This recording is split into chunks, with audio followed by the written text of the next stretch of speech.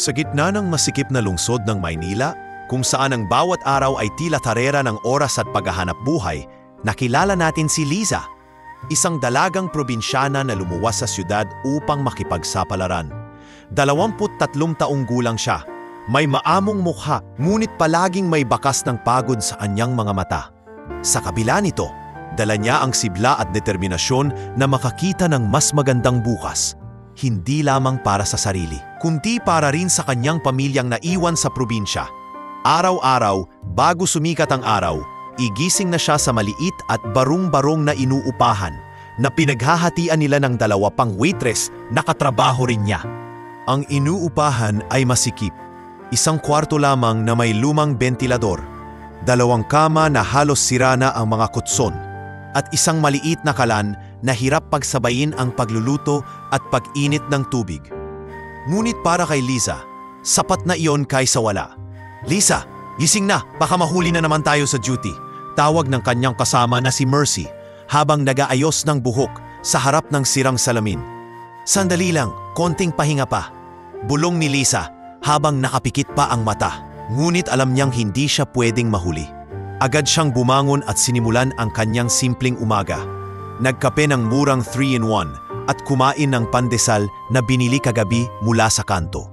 Sa restaurant na kanyang pinapasukan, hindi na bago ang mga reklamo ng manager.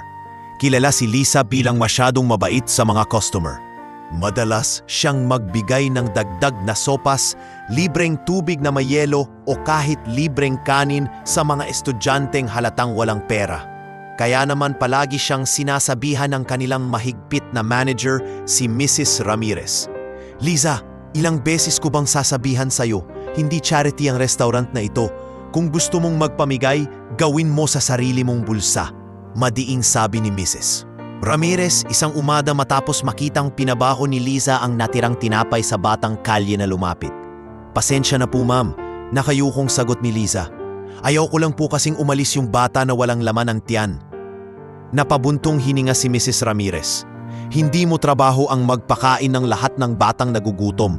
Tandaan mo, kung maubos ang stock natin, tayo rin ang malulugi."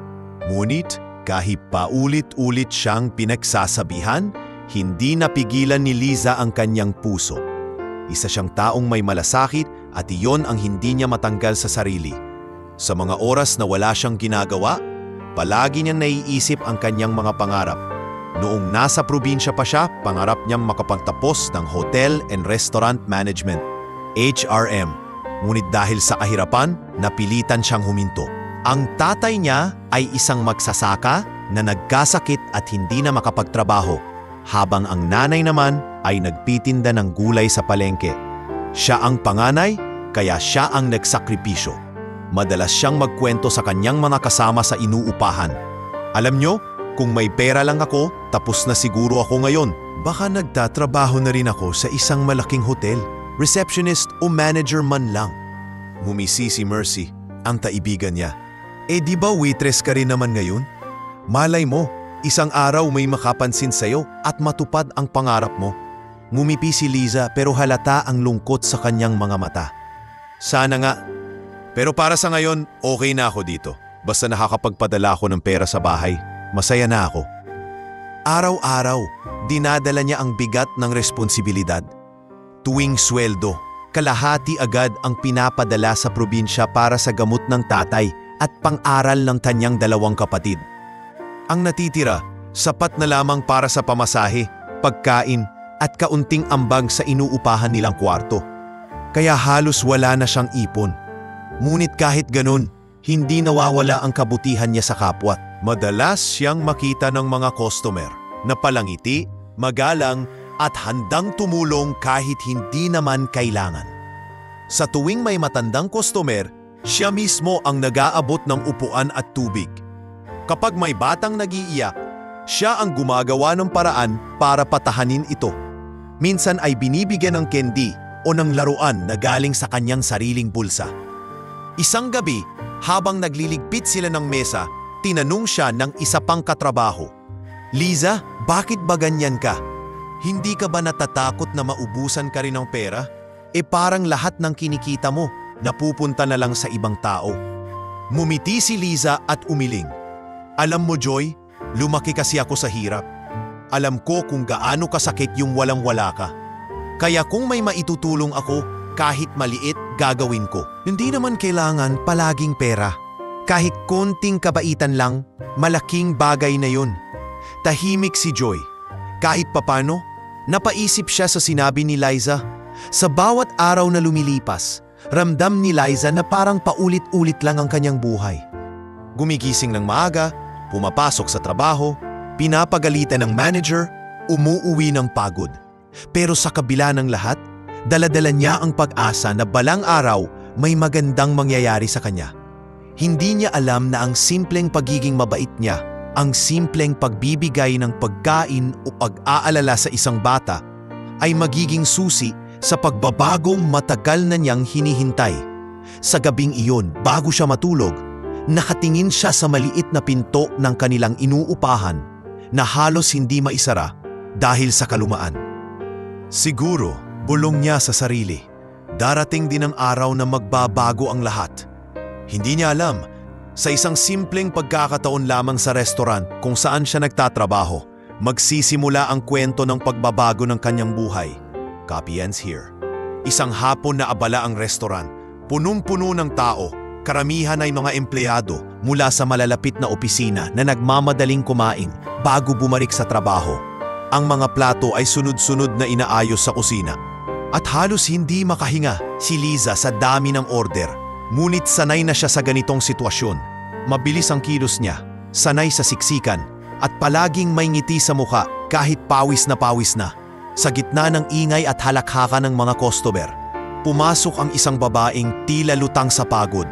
Nakasabit sa kanyang balikat ang isang lumang bag at sa kanyang kamay ay karga ang isang batang payat at tila walang lakas.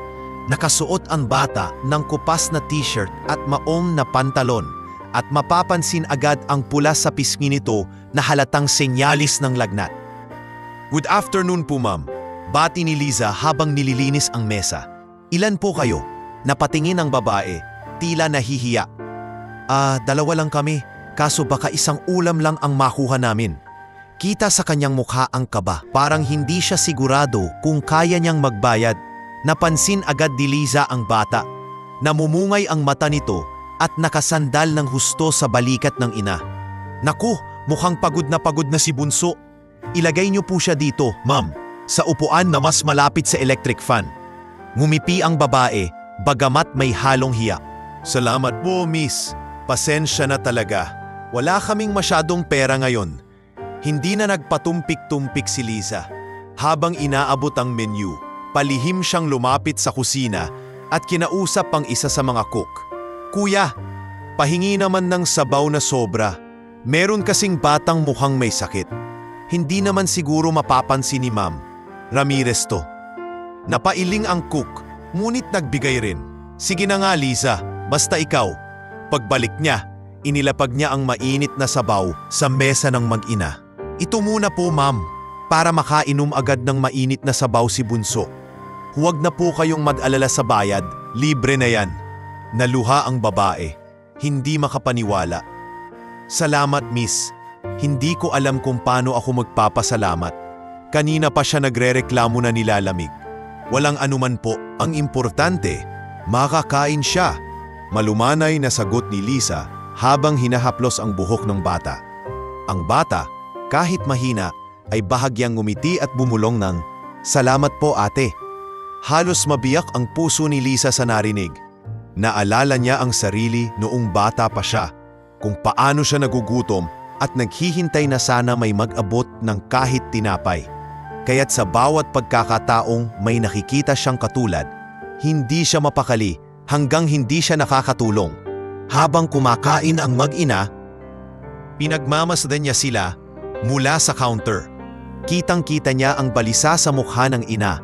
Tila iniisip nito kung saan pa kukuha ng pera matapos kumain. Sa bawat subo ng bata ng libreng sabaw at tinapay, bahagyang lumalakas ang katawan nito. Ngunit hindi pa rin nawawala ang pamumula ng pisngi. "Joy," bulong ni Liza sa kasamang waitress. "Kawawa naman sila. Alam mo ba, parang wala talaga silang makain." Napairap si Joy. Ikaw naman Lisa, lahat na lang na naawa ka. Paano kung masita ka na naman ni Ma'am Ramirez? Baka mawalan ka pa ng trabaho. Mumiti si Lisa ng mapait. Hindi ko na iniisip yun. Mas mahalaga sa akin na makita ko yung bata na kahit papaano makakain siya. Pagkalipas ng ilang minuto, lumapit siya muli sa mesa. Ma'am, may tubig po kayo dyan. Baka gusto nyo nga dagdagan ng yelo para lumamig ang pakiramdam ng anak ninyo. Tumangong babae, halatang naiiyak. Miss, napakabait ninyo. Hindi ko kayo makakalimutan. Sa totoo lang, hindi ko alam kung saan pa ako kukuha ng panggastos. Pero dahil sa inyo, kahit paano, umalma ako. Umiling si Lisa at ngumiti. Ang mahalaga, ma'am, huwag niyo pong pabayaan ang sarili ninyo. Kailangan niyo rin ng lakas para maalagaan siya. Habang nagsasalita, naramdaman niya ang kakaibang koneksyon sa bata. Parang may tumusok sa kanyang puso. Isang damdaming matagal na niyang hindi nararamdaman. Hindi niya pa alam, ngunit ang simpleng pagkikita nilang iyon ay magiging simula ng pagbabagong hinding-hindi niya inaakala. Nang matapos kumain ang mag-ina, nagpaalam ang babae kay Liza. Miss, salamat talaga.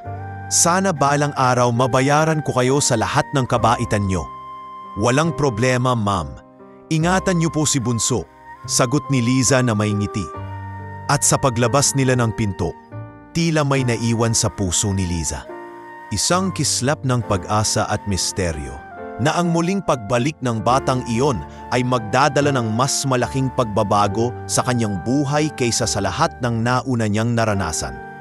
Sa sandaling iyon, hindi pa niya alam na ang batang iyon ang magiging susi sa isang kwento ng pagtitiis, pagmamahalan at hindi inaasahang kapalaran.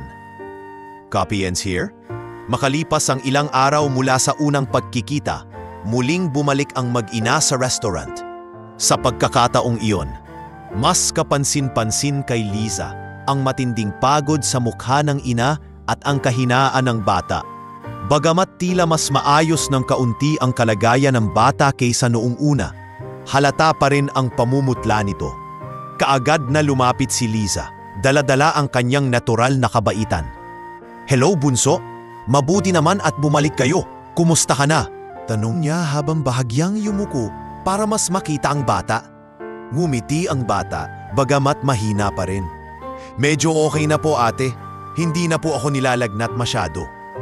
Huminga ng maluwag si Liza. Mabuti naman. Halika, dito na kayo umupo.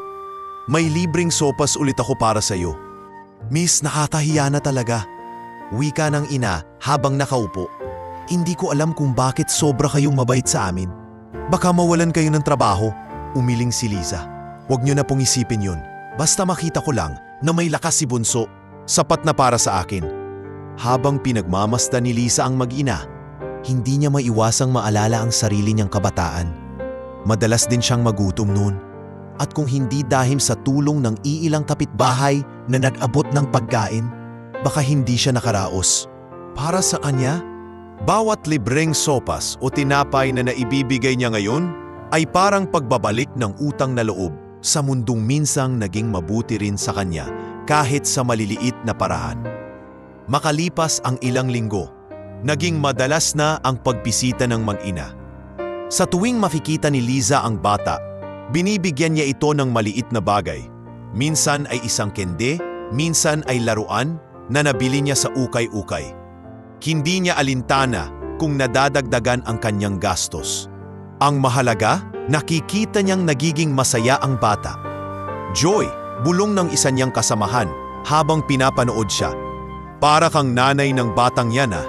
Kung hindi ko lang alam ang totoo, iisipin kong anak mo na siya. Napatawa si Liza. Sana nga. Pero kahit hindi ko siya anak, parang ganun na rin ang pakiramdam ko.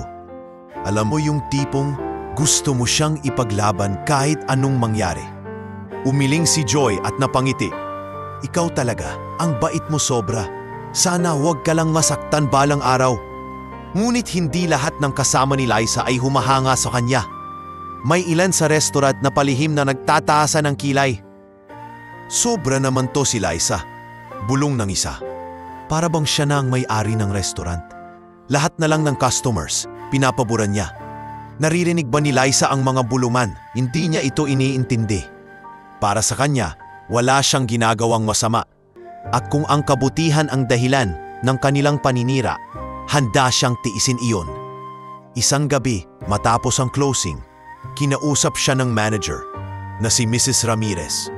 Liza, napapansin kong sobra kang nakikisawsaw sa personal na buhay ng customers. Hindi naman trabaho natin ang maging social worker. Tandaan mo, waitress ka lang dito. Pasensya na po ma'am, mahinang tugon ni Liza. Hindi ko lang po talaga matiis. Lalo na kapag bata ang nakikita kong nagugutom o may sakit. Para kasing kasalanan ko kung hindi ko sila matulungan. Napailing si Mrs. Ramirez. Ang puso mo sobra, pero sana isipin mo rin ang trabaho mo. Kung gusto mong tumulong, gawin mo yan sa labas, hindi dito. Sa halip na masaktan, mas lalo lang napagtanto ni Liza na hindi niya kayang pigilan ang sarili. Kung may taong nangangailangan sa harapan niya, hindi niya kayang ipagkibit balikat. Minsang muli nilang bumalik ang mag-ina. Inabutan sila ng malakas na ulan. Basang-basa sila pagdating sa restaurant. Walang pag-aalinlangan, agad silang inalalayan ni Liza. Dito po kayo, ma'am. Magpatuyo muna kayo ng buhok ni Bunso. May dala akong panyo, gamitin niyo po. Nagulat ang ina. Miss, bakit ganyan kayo? Hindi kami sanay na tinatrato ng ganito. Wala pong dahilan para hindi, sagot ni Liza habang nakangiti. Karapatan ng lahat na maramdaman na may nagmamalasakit. Nang gabing iyon habang nakaupo sa gilid ng pinto ang mag-ina at hinihintay humupa ang ulan, naupo rin si Liza sa tabi nila. Alam niyo po, nung bata ako, madalas din akong nagugutom. Pero may mga tao ring tumulong sa akin. Siguro kaya hindi ko maiwasang tumulong din ngayon. Parang may utang na loob ako sa mundo. Tahimik lang ang ina, ngunit bakas sa kanyang mga mata ang pasasalamat. Ate, pwede ba tayong maging magkaibigan? Tanong ng bata habang hawak ang kamay ni Liza. Naluha siya at bahagyang tumango. Oo naman, simula ngayon, magkaibigan na tayo. Mula noon, hindi na simpleng customer si Bunso at ang kanyang ina para kay Liza. Naging parte na sila ng kanyang araw-araw na buhay. At sa bawat pagdaan ng linggo, mas lalo pang lumalalim ang kanyang malasakit. Hindi niya alam, ang kanyang simpleng kabaitan ay may nakatakdang kapalit na higit pa sa anumang inaasahan niya. Isang kapalit na magpapabago sa takbo ng kanyang kapalaran magpakailanman. Lumipas ang ilang linggo at sa bawat pagbalik ng mag-ina sa restaurant, palaging masayang sasalubungin sila ni Liza. Ngunit sa mga mata niya, unti-unti niyang napapansin ang paglala ng kondisyon ng bata. Sa una, parang simpleng sipon at lagnat lang. Pero habang tumatagal, lalong lumulubha ang itsura ng bata. Mas madalas itong maputla at mas mabilis hingalin kahit konting kilos lang ang gawin. Isang hapon, kasagsagan ng rush hour sa restaurant, napansin ni Liza ang biglaang pagdating ng mag-ina. Hindi tulad ng dati na medyo masigla pa ang bata, ngayon ay halos hindi na ito makatayo ng tuwid. Nakasandal ito ng husto sa ina at halos nakapikit ang mga mata. Tulungan niyo po kami. Halos pabulong na sabi ng ina, bakas ang pag-aalala at takot sa kanyang boses. Kaagad tumigil si Liza sa ginagawa at mabilis na lumapit. Ma'am, anong nangyari? Mukhang lumala po ang kalagayan ni Bunso. Humugot ng malalim na buntong hininga ang ina. Hindi na siya tumatagal ng isang gabi na walang lagnat. Wala na rin akong pera para sa gamot. Baka hindi ko na siya kayanin. Nag-init ang mga mata ni Liza. Ramdam niya ang bigat ng sitwasyon. Mabilis niyang inalalayan ng bata at pinaupo sa isang gilid ng restaurant. Sandali lang, kukuha ako ng malamig na tubig at pasang bimpo. Habang ginagawa niya yun, naramdaman niyang nanginginig ang kanyang mga kamay. Hindi niya alam kung ano ang dapat unahin, ang trabaho bilang waitress o ang pag-aalaga sa bata. Ngunit sa puso niya, alam niyang may mas mahalaga kaysa sa mga order ng customer. Pagbalik niya, pinunasan niya agad ang pawis sa noo ng bata. Kaya mo to, Bunso. Huwag kang bibitaw. Nandito lang si ate. Pasensya na talaga, miss. Muling wika ng ina. Alam kong paulit-ulit na kaming problema para sa'yo. Pero wala na talaga akong ibang matatakbuhan. Tumitig si Liza sa kanya. Puno ng determinasyon ang kanyang mga mata. Hindi po kayo problema. Tao po kayo at karapatan niyo pong mabuhay ng maayos. Lalo na si Bunso. Kung kinakailangan kahit wala akong ipon, tutulungan ko kayo. Sa sandaling iyon, hindi na napigilan ni Lisa ang kanyang sarili. Hinawakan niya ang kamay ng bata at ibinulsa ang natitirang pera mula sa kanyang sweldo na dapat sana'y ipapadala sa probinsya. Ma'am, kailangan po nating dalhin si Bunso sa klinik. Hindi na pwedeng bukas pa. Nagulat ang ina. Pero paano ang trabaho mo? At saka, hindi ko matanggap na ikaw pa ang gagastos. Ngumiti si Lisa, kahit may luha na sa kanyang mga mata. Ma'am, ang pera pwede kong kitain ulit. Pero ang buhay ng anak ninyo, hindi na mababawi kapag nawala. Hayaan niyo na po akong tumulong. Hindi na nagdalawang isip si Liza. Humingi siya ng paalam sa manager. Ma'am Ramirez, kailangan ko pong samahan ang batang ito sa klinik. Hindi ko na po maatin na makita siyang ganito. Tumaas ang kilay ng manager. Liza, nakakalimang table ka pa. Paano na yung mga customers mo? Hindi ka pwedeng umalis sa gitna ng shift. Ngunit matatag ang sagot ni Liza. Kung kailangan niyo po akong tanggalin, tatanggapin ko. Pero hindi ko kayang ipagpaliban ang buhay ng isang bata. Natahimik ang lahat ng kasamahan niya sa restaurant. Para bang nabigla sila sa lakas ng loob ni Liza. Hindi na siya naghintay pa ng sagot. Agad niyang inalalayan ang bata palabas, kasama ang ina nito. Sa maliit na klinik na malapit lang sa kanilang lugar, mabilis silang tinanggap ng doktor. Mataas ang lagnat niya at mukhang may impeksyon sa baga, sabi ng doktor matapos suriin ang bata. Kailangan niya ng gamot at pahinga. Kung may budget kayo, mas mabuti kung madala niyo siya sa ospital para sa mas kumpletong tests. Napalunok ang ina. Dok, wala na po kaming pera. Tumayo si Liza at naglabas ng perang hawak. Dok, ito lang po ang kaya ko.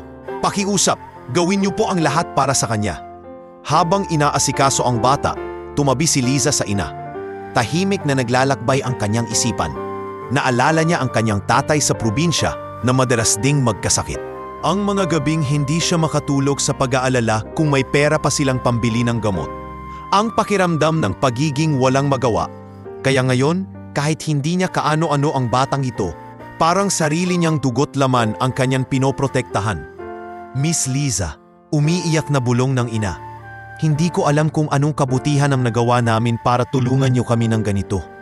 Sana balang araw, masuklian ko ang kabutihan niyo. Hinawakan ni Liza ang kanyang balikat at mahigpit na tumingin sa kanya. Hindi ko nga ilavan ng kapalit.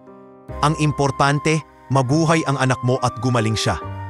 Sa mga gabing iyon, nagsimulang magbago ang takbo ng buhay ni Liza. Unti-unti niyang napagtanto na ang pagiging waitress ay hindi lang tungkol sa pag-aabot ng pagkain o pagtanggap ng order. Minsan, ito ay tungkol din sa pagkakaroon ng malasakit.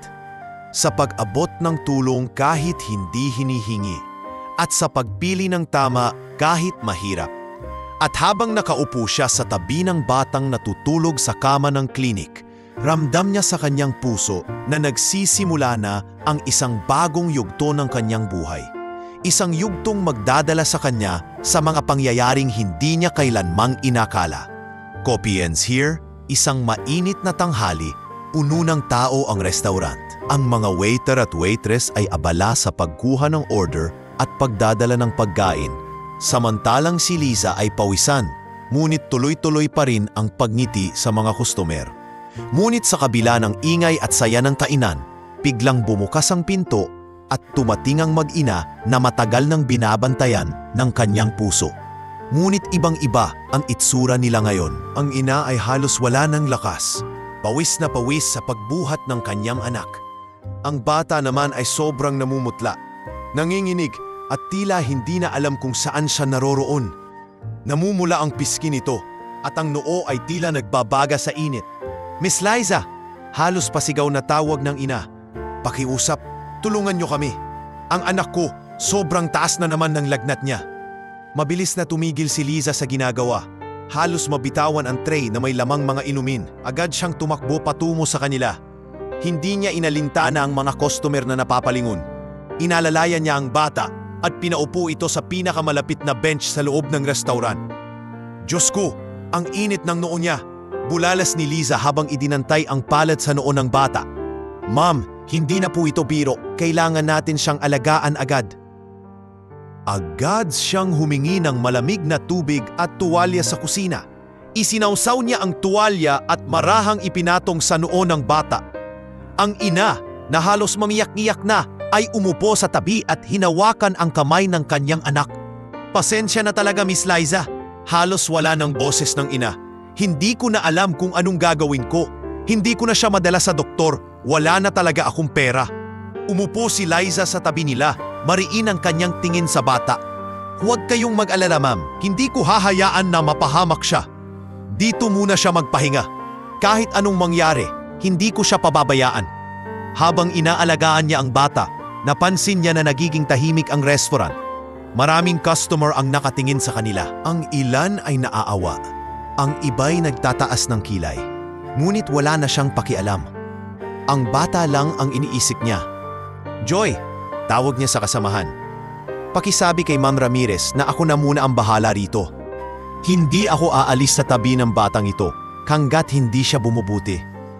Nagkibit balikat si Joy, ngunit ramdam ang paghanga sa tapang ni Liza. Habang nilalapatan niya ng tuwalya ang noo ng bata, napansin ni Liza ang paghawak ng bata sa kanyang kamay. Mahina itong nagsalita, halos pabulong. Ate, ang bait niyo po. Salamat. Halos mabiyak ang puso ni Liza sa narinig. Huwag ka nang magsalita, bunso. Magpahinga ka lang. Gagaling ka rin. Ngunit sa mga sandaling iyon, hindi niya namamalayan na may isang lalaki na matagal nang nakamasid mula sa malayo. Nakatayo siya sa gilid ng restaurant. Nakasuot ng mamahaling suit at may aura ng kapangyarihan.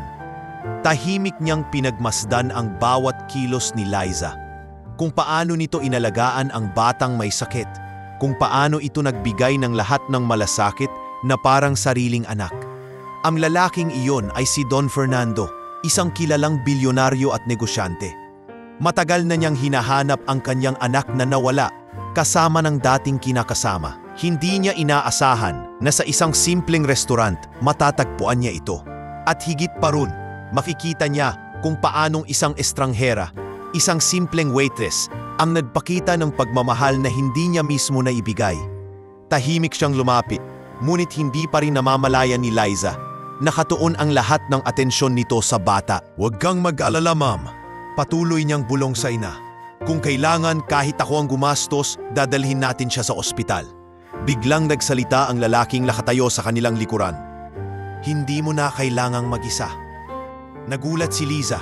Napalingon siya at sa unang pagkakataon ay nakita niya ang lalaking may presensya na agad nagpapahiwatig ng kayamanan at kapangyarihan.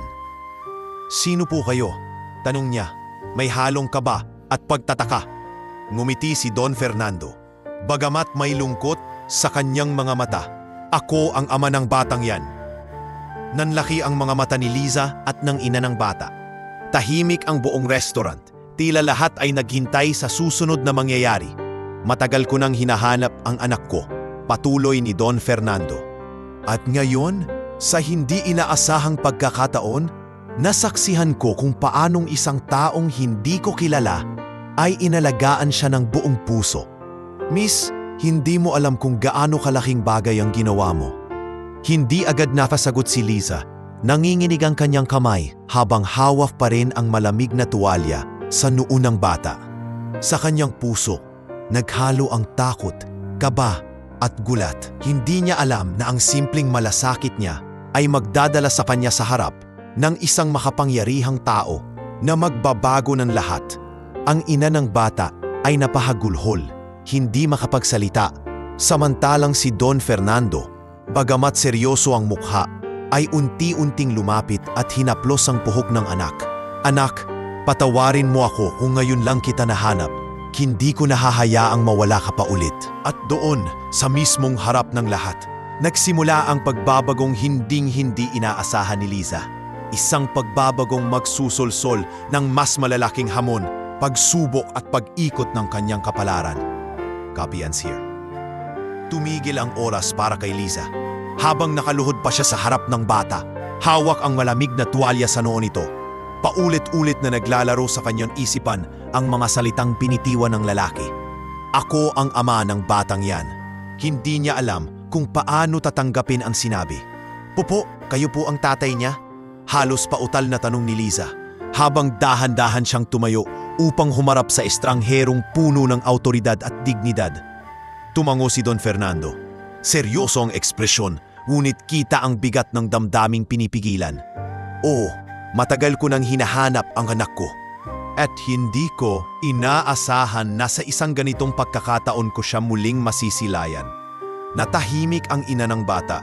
Namutla siya at halos hindi makatingin ng diretso kay Don Fernando.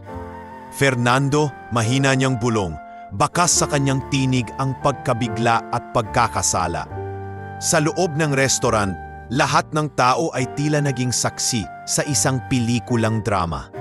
Ang mga customer ay halos hindi makapagsalita at ang mga kasamahan ni Liza ay nagtitipon sa gilid, nakikiramdam.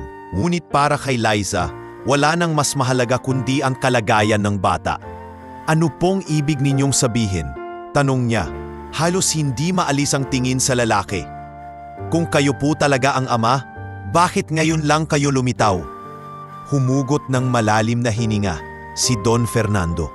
Maraming taon na ang lumipas mula nang mawala sa akin ang anak ko. Nagkaroon kami ng hindi pagkakaintindihan ng kanyang ina. At bago ko pa nalaman ang lahat, bigla na lamang silang nawala. Pinaghanap ko sila, ngunit walang bakas kahit saan. At ngayon, tumigil siya at tumingin sa bata na hirap huminga. Ngayon lang ako nakaharap muli sa kanya. Naiyak ang ina ng bata, napayuko habang hawak-hawak ang kanyang anak. Fernando, hindi ko sinadya. Takot lang ako noon.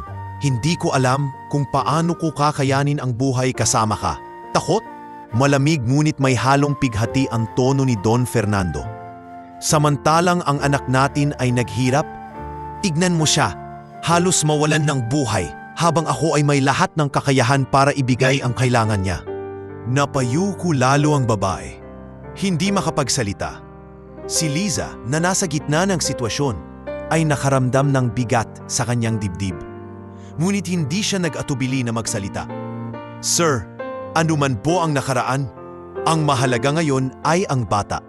Kailangan niya ng tulong at iyon ang mas dapat nating unahin.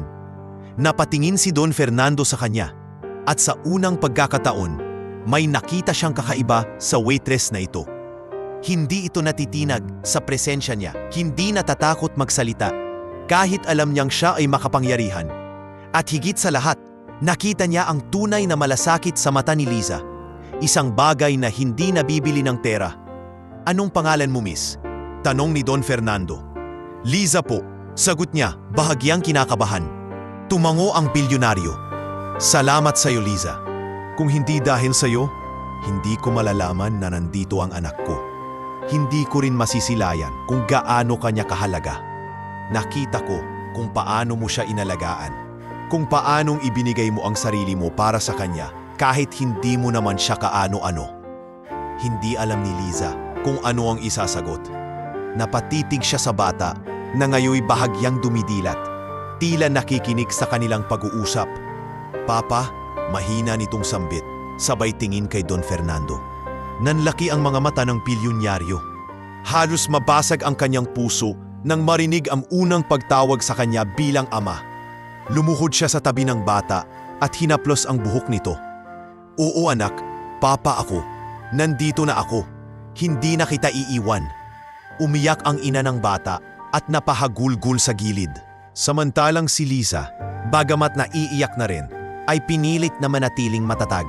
Sir, wika niya, kung talagang kayo ang ama, sana po alagaan niyo na siya.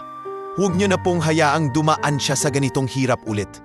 Mataman siyang tiningnan ni Don Fernando. Ipinapangako ko, Liza, hindi ko na siya pababayaan at hindi ko rin makakalimutan ang ginawa mo. Simula ngayon, malaki ang bahagi mo sa buhay ng anak ko. Nabigla si Liza sa sinabi niya. Sir, ako po ay isang simpleng waitress lang. Ginawa ko lang naman po ang dapat gawin ng kahit sinong tao. Ngumiti ng mapait si Don Fernando. Maraming tao ang may kakayahan, ngunit iilan lamang ang may pusong gaya mo. At nakita ko iyon. Hindi ka simpleng waitress lang, Liza. Isa kang taong may malasakit na higit pa sa inaasahan. Sa sandaling iyon, muling bumigat ang paligid ng restaurant. Mulit sa loob ng puso ni Liza, Alam niyang ang mga salitang iyon ay simula ng isang pagbabago. Hindi lang para sa bata, kundi pati na rin sa kanya. At sa likod ng lahat ng emosyon, nagsimulang umusbong ang isang koneksyon na hindi pa niya lubos maipaliwanag. Isang ugnayang magdadala sa kanya sa mas malaking laban ng buhay na hindi niya kailanman naisip na haharapin. Copy ends here. Matapos ang araw na iyon sa restaurant, hindi na maalis sa isip ni Liza ang mga pangyayari. Habang nagliligpit siya ng mga pinggan kinagabihan, paulit-ulit niyang naririnig sa kanyang isipan ang mga salitang sinabi ni Don Fernando. Hindi ko na makakalimutan ang ginawa mo. Simula ngayon, malaki ang bahagi mo sa buhay ng anak ko. Kahit anong gawin niya, may halo ng kaba at hiya sa kanyang dibdib. Isa siyang simpleng waitress lamang, ngunit sa hindi inaasahang pagkakataon, napalapit siya sa isang bata na anak pala ng isang bilyonaryo. At higit pa roon, tila binibigyan siya ng kahalagahan ng mismong ama nito. Kinabukasan, muling bumalik si Don Fernando sa restaurant. Ang buong staff ay tila nagulat sa kanyang pagdating. Nakasuot siya ng mamahaling Amerikana at kasama ang ilang bodyguard na agad na umupo sa malapit na mesa. Ang mga customer ay napatingin at nagbulungan. Halatang kilala nila ang personalidad na iyon. Siya ba yun? Si Don Fernando? Bulong ng isa? May-ari yan ng napakaraming kumpanya. Halos hindi makapaniwala si Liza nang makita siyang lumapit. Tumayo siya agad, nanginginig ang mga kamay. Sir, magandang araw po. Ngumiti si Don Fernando. Magandang araw, Liza. Pwede ba kitang makausap sandali? Inilapit siya ng manager na biglang naging magalang at halos sumasamba sa presensya ng bilyonaryo. Liza, sige na, kausapin mo si Don Fernando at sana magpakabait ka. Magalang na tumango si Liza at sumunod kay Don Fernando sa isang mas tahimik na bahagi ng restaurant. Liza, panimula ng bilyonaryo, alam kong hindi madali para sa iyo ang mga nangyari. Ngunit nakita ko kung paano mo inalagaan ang anak ko. Sa panahong ako mismo ay wala, ikaw ang naging sandigan niya. Napayuko si Liza, halos hindi makatingin. Sir, ginawa ko lang po ang tama. Hindi ko kayang balewalain ang bata. Para bang anak ko na rin siya. Tumango si Don Fernando. Seryoso ang tinig. At doon ako humana sa iyo. Kaya nandito ako ngayon para mag-alok sa iyo. Liza, nais kong ikaw ang maging private caretaker ng anak ko. Nanlaki ang mga mata ni Liza. Sir, ako po? Ako pong isang simpleng waitress lang? Oo, sagot ni Don Fernando, matatag at walang pag-aalinlangan. Hindi lahat ng may diploma o may pera ay may pusong gaya ng sayo. Hindi mo lang siya inalagaan, ibinigay mo ang sarili mong marasakit na hindi kayang tumbasan ng kahit anong kayamanan. At iyon ang kailangan ng anak ko ngayon. Hindi agad nakasagot si Liza. Sa kanyang isipan naglalaban ang dalawang boses. Ang isa, nagsasabing tanggapin ang alok dahil malaking oportunidad ito. Mas malaki ang kita at makakapagpadala siya ng mas maraming pera sa probinsya. Ngunit ang isa, nagsasabing baka hindi siya karapat-dapat. Baka hindi siya magtagumpay sa ganitong responsibilidad. Sir, mahina niyang wika. Hindi ko po alam kung kakayanin ko. Sanay lang po akong magserbisyo sa restaurant, hindi sa isang mansyon. Baka hindi ko po kayang gampanan ang inaasahan ninyo. Ngumiti si Don Fernando, may halong lambing at kumpiyansa. Hindi ko kailangan ng taong perpekto, Liza. Ang kailangan ko ay taong may malasakit. At iyon, pinatunayan mo na. Napasinghap si Liza. Hindi alam kung ano ang mararamdaman. Sa kanyang likuran, naroon ang ilan niyang katrabaho, palihim na nakikinig. Si Joy ay bahagyang ngumiti, parang gustong sabihing tanggapin mo na. Ngunit ang manager naman, si Mrs. Ramirez, ay tila naiinggit, nakataas ang kilay at parang hindi makapaniwala. Liza, dagdag ni Don Fernando, kung tatanggapin mo, bibigyan kita ng maayos na sahod, mas malaki pa kaysa sa kinikita mo rito. At higit sa lahat, matitiyak mong ligtas at maayos ang anak ko. Hindi ko maipagkakatiwala ang buhay niya sa kahit sino lang, pero sa iyo, kaya kong isugal ang tiwala ko. Napatitig si Liza kay Don Fernando at sa unang pagkakataon ay nakita niya ang isang ama na tunay na nag-aalala. Hindi siya basta-bastang mayamang tao lamang, kundi isang magulang na nagdurusa sa pagkakahiwalay sa anak. Kung ganun po, napabuntong hininga si Liza. Tatanggapin ko po. Hindi dahil sa pera, kundi dahil gusto kong gumaling at maging masaya ang bata. Ngumiti si Don Fernando, halatang nakahinga ng maluwag. Salamat, Liza. Hindi ka magsisisi sa desisyon mong ito. Simula ngayon, magiging parte ka na ng pamilya ko. Hindi alam ni Liza kung ano ang iisipin. Parte ng pamilya ng isang bilyonaryo? Para sa kanya, parang panaginip lamang ito. Ngunit alam niya sa kanyang puso na ginawa niya ang tama. Hindi lamang ito tungkol sa trabaho, kundi tungkol sa pagmamahal na unti-unti nang lumalalim para sa batang itinuring niyang parang sarili. Habang bumabalik siya sa kusina, ramdam niya ang bigat ng mga mata ng kanyang mga kasamahan. Ang ilan halatang naiinggit, ang iba na may humahanga. Ngunit sa kanya, isa lang ang mahalaga, na nagsisimula na ang isang bagong yugto ng kanyang buhay. At sa gabing iyon, bago siya umuwi, muli niyang naalala ang sinabi ng bilyonaryo. Hindi lahat ng may diploma o may pera ay may pusong gaya ng sayo. Napangiti siya sa sarili. Marahil, ito na nga ang pagkakataon para ipakita na kahit ang isang simpleng waitress ay may kangayahang baguhin ang buhay ng iba. At sa proseso, baguhin din ang sariling kapalaran. Copy ends here. Unang araw ni Liza bilang caretaker ng bata at hindi niya akalaing ganoon kabigat ang damdamin na dala ng pagpabagong iyon. Mula sa maliit at masikip na inuupahan na inuuwian niya gabi-gabi, ngayon ay tatahakin niya ang hagdang marmol ng isang mansyon na animoy mula sa isang pelikula. Nang dumating siya sakay ng kotse na ipinadala ni Don Fernando, hindi na siya makatingin ng diretsyo. Ang tarangkahan pa lang ng mansyon ay gawa sa bakal na may ukit na disenyo at may mga gwardyang nakabantay. Pagbukas ng gate, bumungad sa kanya ang isang malawak na hardin na may mga rosas, orchids at iba pang mga halamang hindi niya alam ang pangalan. Ang mga punong nakapila sa gilid ay maingat na inayos, para bang bawat dahon ay binayaran upang manatiling perpekto. Diyos ko, bulong ni Liza sa sarili habang lumalapit ang sasakyan sa mismong entrada ng mansyon.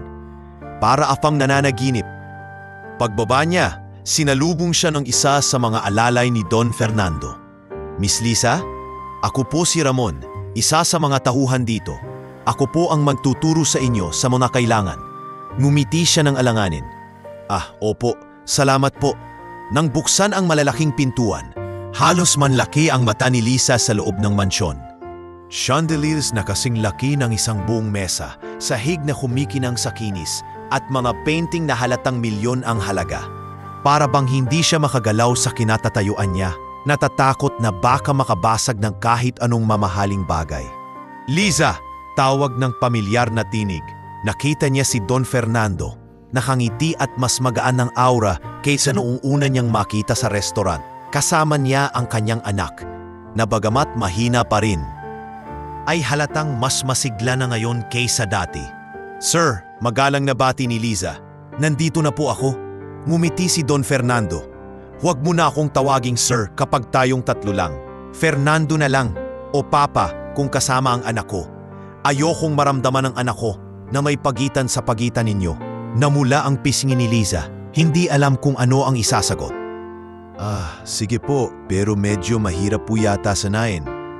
Walang problema, darating din yan, sagot ni Don Fernando habang tinatapik ang balikat niya. Ipinakilala siya sa iba pang tauhan ng bahay.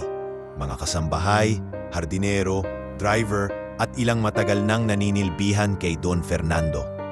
Ngunit hindi lahat ay nakangiti sa kanya. May ilan na halatang nagtataka kung bakit isang simpleng waitress lang ang biglang naging caretaker ng anak ng kanilang amo. May iba ring bulungan na agad niyang naramdaman, na parang tanong kung karapat-dapat ba siya. Yan si Liza, formal na sabi ni Don Fernando sa lahat. Simula ngayon, siya ang personal na mag-aalaga kay Adrian. Tahimik ang ilan, ngunit baka sa kanilang mukha ang hindi pagsang-ayon. Si Liza naman ay nakayuko lamang. Nararamdaman ang bigat na mga matang nakatingin sa kanya. Kinagabihan, inikot ni Liza ang kwarto ng bata. Malaki ang silid, mas malaki pa kaysa sa buong inuupahan niya kasama ang kanyang mga kaibigan sa Maynila. May sariling kama ang bata na gawa sa pinakamahal na kahoy, malambot na kutson at mga laruan na punong-puno ang kabinet. Ngunit sa kabila ng lahat ng luho, napansin ni Liza ang lungkot sa mga mata ng bata. Adrian, tawag niya habang inaayos ang unan nito. Kumusta ka? Mas maganda ba dito kaysa sa dati? Tahimik lang ang bata sandali bago sumagot. Oo, Ate Liza, pero parang malungkot pa rin. Kahit ang dami-daming laruan, wala pa rin kasing saya ng kapag kasama ka sa restaurant. Naluha si Liza sa narinig. Lumapit siya at hinaplos ang buhok ng bata. Huwag kang magalala. Nandito na ako palagi. Hindi kita iiwan. Mumiti si Adrian at dahan-dahang pumikit. Mahigpit na hawak ang kamay ni Liza. Ngunit hindi naging madali ang mga sumunod na araw. Sa tuwing maglalakad siya sa mansyon, pakiramdam ni Liza ay hindi siya nababagay doon. Habang ang ibang tauhan ay nakasuot ng mamahaling uniforme, siya ay simple lang ang mga damit. Kapag may mga bisitang dumating, nararamdaman niyang pinagmamasdan siya mula ulo hanggang paa para bang isang intruder sa marangyang mundo. Isang beses, habang nag-aayos siya ng gamit ni Adrian, nilapitan siya ng isang matandang kasambahay. Alam mo iha, malamig nitong sabi, maraming dumaan na rin dito, pero hindi lahat nagtagal. Ang mundo ng mayayaman ay hindi para sa mga gaya natin. Ingat ka. Napayuko si Liza, hindi alam ang isasagot. Ngunit sa puso niya alam niyang hindi siya nandito para sa sarili. Nandito siya para kay Adrian. At iyon ang pinanghahawakan niya. Isang gabi, habang kumakain sila ng hapunan kasama si Don Fernando, hindi niya naiwasang mapansin ang katahimikan sa loob ng malaking dining room. Kahit punong-puno ng pagkain ng mesa, mga mamahaling putahe na hindi niya pa natitikman kahit kailan. Tila walang gana si Adrian. Anak, kumain ka pa, wika ni Don Fernando. Umiling ang bata. Gusto ko po sana ng sopas ni Ate Liza, yung lagi niyang binibigay sa akin sa restaurant. Napangiti si Liza at agad na nagpresenta. Kung gusto ninyo, pwede ko pong lutuin. Nagulat si Don Fernando at napangiti rin. Kung iyon ang makakapagpasaya sa kanya, bakit hindi? At doon, sa unang pagkakataon, naramdaman ni Liza na bagamat iba ang mundo ng mansyon, may lugar siya dito. Hindi para makipagsabayan sa yaman, kundi para magbigay ng init at malasakit na hindi kayang ibigay ng kayamanan. Copy ends here. Mabilis na lumipas ang mga araw at unti-unting nasasanay si Liza sa kanyang bagong mundo. Ngunit kasabay ng kanyang pag-aalaga kay Adrian ay nagsimulang lumitaw ang mga hamon na hindi niya inaasahan. Sa loob ng mansyon, hindi lahat ay natuwa sa kanyang presensya. Una, napansin niya ang malamig na tingin ng ilang kasambahay. Sa bawat hakbang niya sa pasilyo, may mga bulungan sa kanyang likuran. Sino ba siya para maging paborito ng amo? Waitress lang siya dati. Bakit biglang napunta dito? Mga salitang bumaon sa kanyang isip, ngunit hindi niya hinayaang makapagpabagsak sa kanya. Isang hapon, habang pinapakain niya si Adrian sa hardin, lumapit si Marieta, isa sa mga matagal ng kasambahay ng mansyon. Alam mo, Liza, aniya, malamig ang boses. Hindi lahat dito natutuwa sa pagdating mo. Matagal kaming nagsilbi, pero ni minsan, hindi kami binigyan ng ganoong tiwala ni Don Fernando. Ikaw, ilang linggo pa lang, caretaker ka na ng bata. Bahagyang nagulat si Liza sa prangkahang sinabi. Ngunit nanatili siyang mahinahon. Naiintindihan ko po, pero hindi ko naman po intensyon na agawin ang tiwala ninyo. Nandito lang ako para kay Adrian.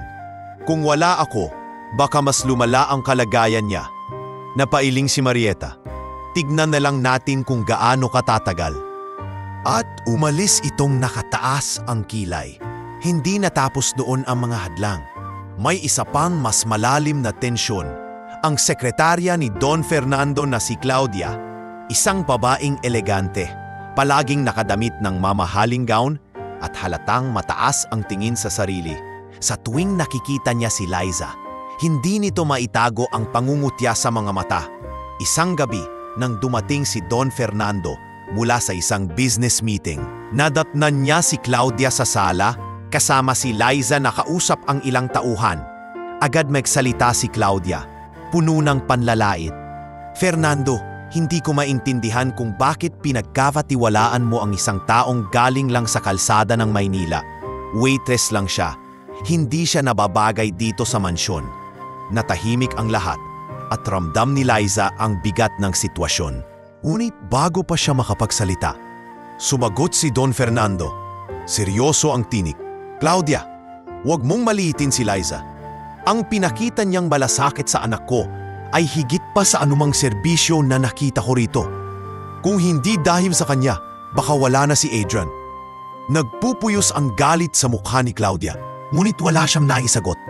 Sa halip, naglakad siya palayo, iniwan ang malamig na titig kay Liza. Ngunit ang pinakamatinding pagsubo ay ang mga chismis na kumalat. May ilan sa mga tauhan ang nagparinig na baka ginagamit lang ni Liza ang bata para makalapit kay Don Fernando. Malay mo, plano niyang umangat gamit ang simpatiya ng amo, bulong ng isa. Tignan mo, baka isang araw siya na ang maging asawa ng bilyonaryo. Naririnig man ni Liza ang lahat ng ito, pinili niyang manahimik. Sa halip, itinodo niya ang oras at lakas kay Adrian. Sa bawat araw na lumilipas, lalong lumalapit sa kanya ang bata. Madalas ay hawak-hawak nito ang kanyang kamay at tuwing gabi, siya ang hinahanap bago matulog. Ate Liza, bulong ni Adrian isang gabi, bakit parang galit sa'yo ang ibang tao dito? Napahinto si Liza. Hindi alam kung paano sasagutin. Minsan anak, may mga tao lang na hindi agad nakakaintindi. Pero hindi mahalaga yon. Ang mahalaga, nandito ako para sa'yo. Mumiti si Adrian at mas mahigpit na humawak sa kanyang kamay. Basta wag mo akong iiwan ate. Halos maiyak si Liza, ngunit pinigilan niya ang sarili. Hindi kita iiwan anak, kahit anong mangyari. Sa kabila ng lahat ng intriga, hindi natinag si Liza. Sa bawat maling tingin at pangungutya, pinapalitan niya ito ng malasakit at serbisyo. Kapag may kasambahay na nagkukulang sa gawain, siya ang unang tutulong. Kapag may hindi inaasahang bisita, siya ang mabilis na nag-aasikaso kahit hindi bahagi ng kanyang tungkulin. Napansin ni Don Fernando ang lahat ng ito. Isang gabi, tinawag niya si Liza sa kanyang opisina. Liza, panimula niya. Alam kong hindi madali ang kalagayan mo rito. Naririnig ko ang mga bulungan. Alam ko ring hindi lahat ay masaya sa presensya mo. Pero gusto kong malaman mo, hindi ako nagkamali sa pagpili sa iyo. Ikaw lang ang pinagtitiwalaan ng anak ko at iyon ang pinakamahalaga sa akin. Napaluha si Liza at yumuko. Sir, hindi ko po alam kung paano ko kayo mapapasalamatan. Basta po gagawin ko ang lahat para kay Adrian. Hindi ko po siya pababayaan. Ngumiti si Don Fernando. Hindi mo kailangang pasalamatan ako. Ako ang dapat magpasalamat sa iyo. Dahil sa iyo, muling napangiti ang anak ko. Sa mga salitang iyon, lalo pang tumibay ang loob ni Liza. Alam niyang marami pang darating na hadlang, ngunit buo ang kanyang loob na manatili sa tabi ni Adrian. Hindi para patunayan ang sarili sa mga mapanghusga, kundi dahil iyon ang tamang gawin. At sa kabila ng lahat ng pag-aalinlangan, isang bagay ang malinaw. Unti-unti nang nakikita ni Don Fernando ang tunay na kahalagahan ni Liza. Isang kahalagahang hindi matitinag ng kahit anong intriga o paninira. Copy ends here. Mula nang manirahan si Liza sa mansyon, mas lalo niyang nakilala si Adrian. Ang batang dati maputla at mahina ay unti-unting nagkaroon ng sigla. At malaking bahagi nito ay dahil sa pagmamahal at pag-aaruga ni Liza. Hindi na siya basta caretaker lamang. Naging sandalan at halos ikalawang ina na siya ng bata.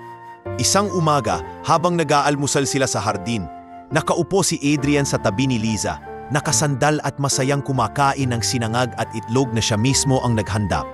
Ate Liza, wika ni Adrian habang ngumunguya, mas masarap pa rin ang luto mo kaysa sa mga pagkain na niluluto ng chef dito. Natawa si Liza. Sus, nako, ang chef dito milyon-milyon ang bayad. Pero ang gusto mo, yung simpleng luto lang ni ate? Oo, sagot ng bata, nakangiti. Kasi ramdam ko na gawa talaga ng may malasakit.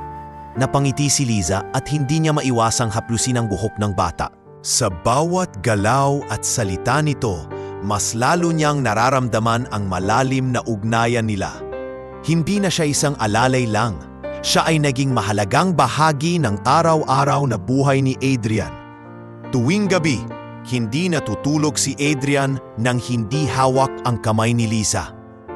Ate, dito ko lang ha. Huwag kang aalis. Paulit-ulit nitong sinasabi.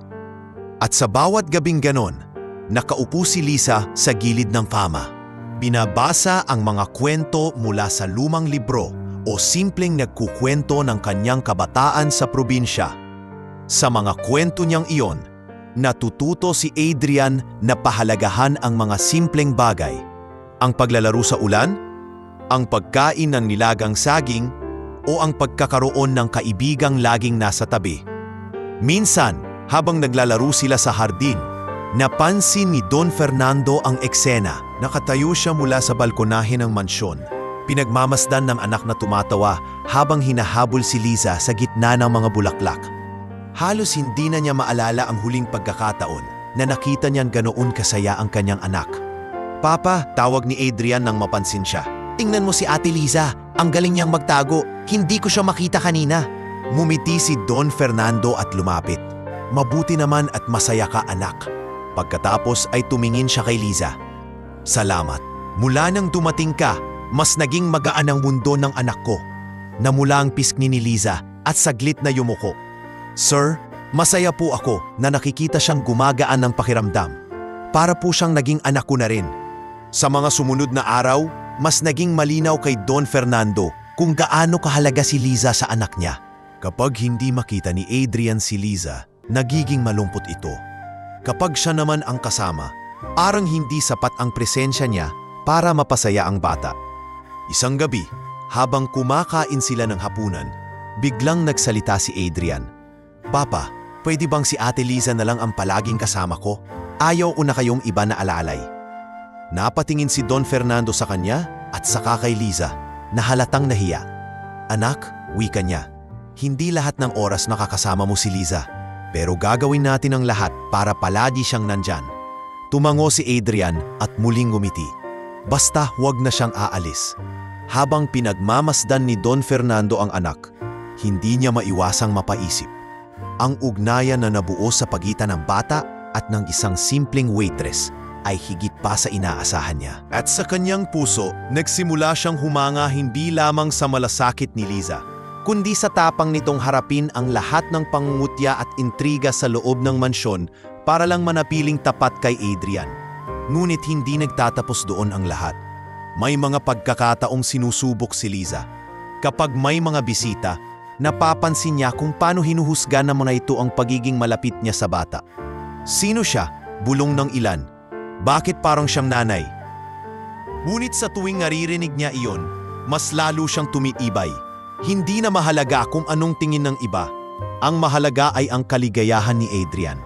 Isang hapon, dumalaw ang ilan sa mga pinsan ni Adrian.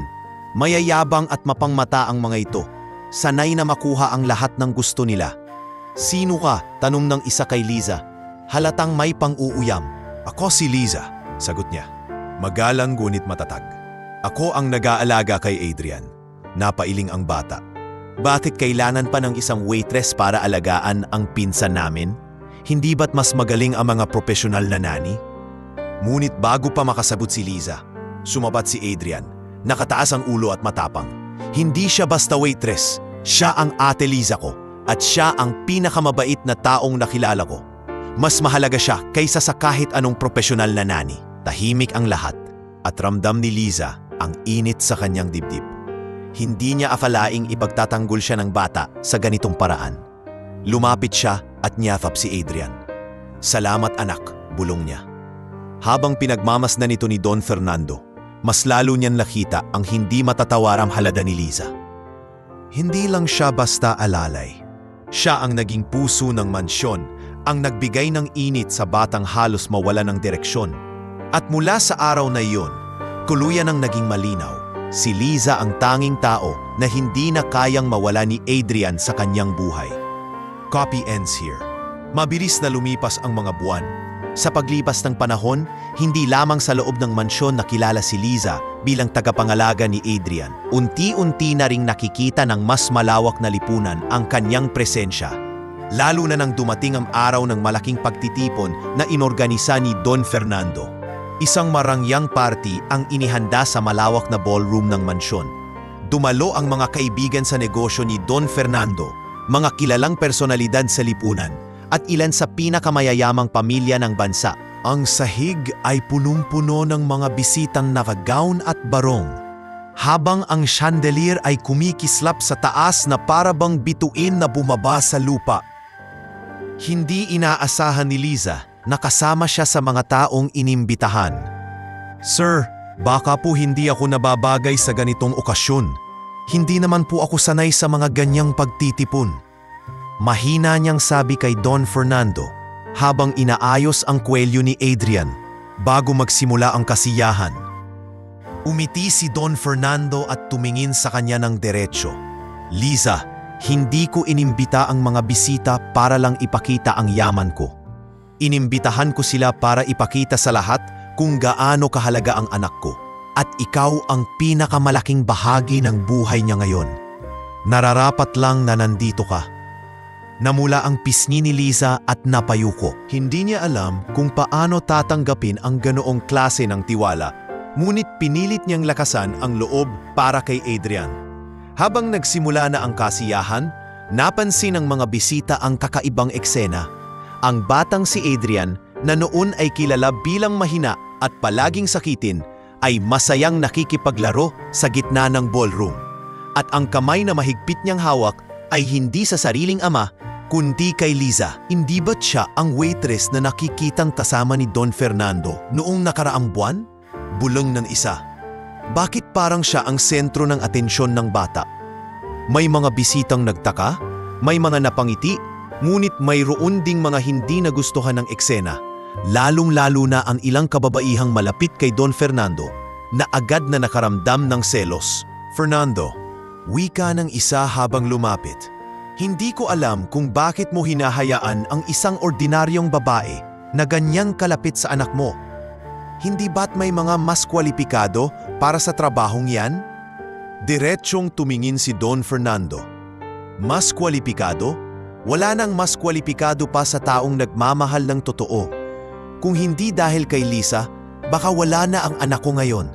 Kaya kahit ano pa ang sabihin ninyo, siya lang ang pinipili ng anak ko. Tahimik ang babae, hindi nakasagot. Samantala, ang mga nakarinig ng sagot ay napatingin kay Liza. May iba na nagsimulang humanga at may iba na mas lalo siyang ikinagalit. Habang nagpapatuloy ang kasiyahan, lumapit si Adrian kay Liza at hinila ito papunta sa harap. "Ate Liza, dito ka sa tabi ko. Ayaw kong mawala ka." Napangiti ang bata habang nakatingin ang mga bisita. Para kay Liza, hindi na mahalaga kung sino ang nakatingin o nag-uusisa. Ang mahalaga ay ang kaligayahan ng batang inaalagaan niya. Ngunit hindi rin naiwasan ang mga bulungan. Baka may relasyon sila ni Don Fernando, wika ng isa. Ginagamit lang siguro niya ang bata para makalapit. Narinig ni Liza ang ilan sa mga bulungang iyon at bahagyang nanlumok. Ngunit agad siyang pinakalma ng kamay ni Adrian na mahigpit na humawak sa kanya. "Huwag kang mag-alala, Ate Liza," bulong ng bata. "Kahit ano't sabihin nila, gusto kita." Halos mapaiyak si Liza sa narinig, ngunit pinigilan niya. "Salamat anak, iyan lang ang sapat na para sa akin." Nang dumating ang bahagi ng programa kung saan magsasalita si Don Fernando, hindi niya nakalimutang banggitin si Liza.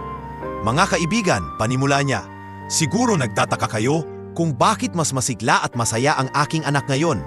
Ang dahilan ay simple, dahil sa isang tao na nagpakita ng pagmamahal na higit pa sa dugo at obligasyon. Walang iba kundi si Liza. Napalitan ng ingay ang buong ballroom.